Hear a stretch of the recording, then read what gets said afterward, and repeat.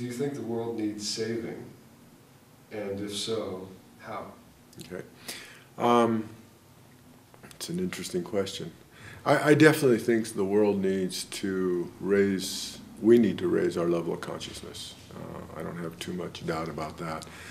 And I think that we've made a tremendous move in the right direction as of November 4th.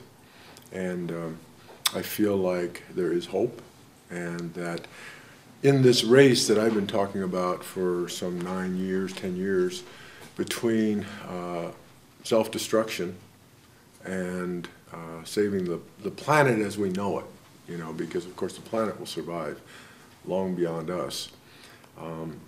I feel like we've made the right choices recently, and that we're now moving in an excellent direction. I do feel probably more positive than I ever have since the early November, and feel like that some of the predictions that have been made, that maybe by 2012 we will shift the level of consciousness. I was saying so, but now I really, really feel it's a good, strong possibility that in the next 3 to 4 years that a tremendous amount will be happening in that direction. I think we all need to get behind this movement of waking up and raising consciousness. I don't think it's going to be any one individual. I think there are many leaders. I think obviously President-elect Obama is a great political leader. There are great spiritual leaders, and there are great leaders within the business field, people like Warren Buffett and Bill Gates and others, and there's a lot of celebrities. And I think everyone is trying to do something. And if we all come together like we would if a car or a bus stalled and we had to push it, we all get behind it, even if it's slightly downhill, and give our best effort, we're going to make it. The bus will start. But if we don't, even though it's slightly downhill, it's not going to get up enough momentum to make the consciousness shift that we need to make. And how do you see spiritual work or spiritual growth in that collective effort? Well, I think it's one factor, one aspect. It's definitely not the whole. I kind of divide spiritual and market mentality, or marketplace mind, spiritual mind, into a triangle.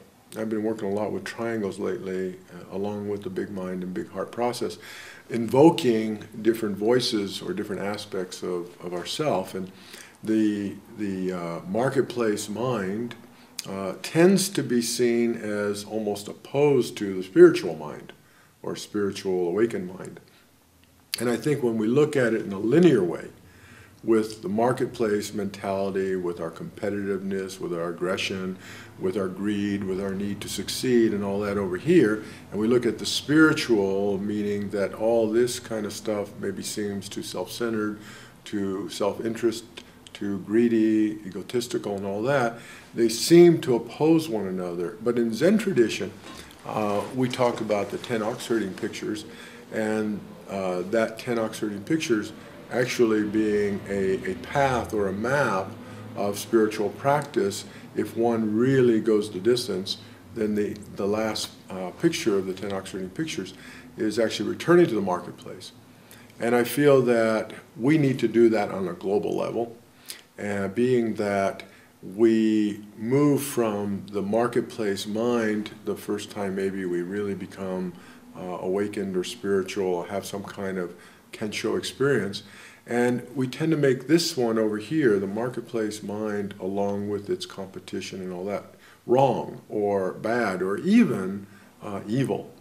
And we wish to be more compassionate, more loving, more helpful, more supportive. And not that this is wrong to be that, but we tend to disown this, and this becomes a shadow in the spiritual practitioner's world.